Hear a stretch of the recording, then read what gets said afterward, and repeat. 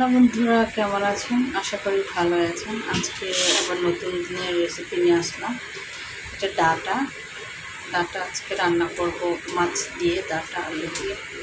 আপনারা ধৈর্য সহকারে আমার রান্নাটি দেখতে থাকেন।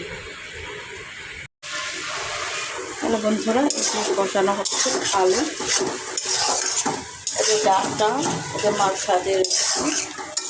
এটা কষানোর পরে পানি দিয়ে দেবো ভালো করে কষিয়ে। কখনো অলরেডি অনেকক্ষণ হয়ে গেছে,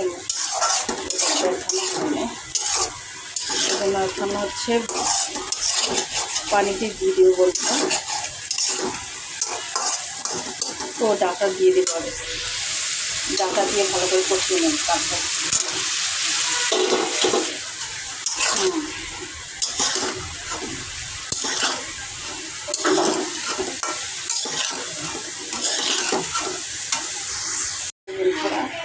আমার ডাটা তরকারি মাছটা দিয়ে দিলাম। পানিও করতেছে একটু একটু পানি দেওয়া হয়ে গেছে, মাছটা দেওয়া হয়ে গেছে।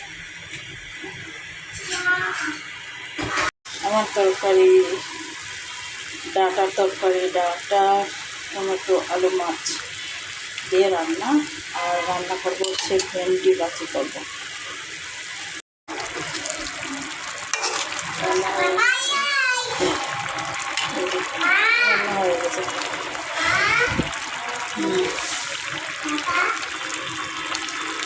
এখন এটাকে উঠাই দিব। একদম যদি ঝোল না থাকে তাহলে ভালো লাগে না। ঝোল যারা খেতে চান তারা ঝোল রাখতে পারেন।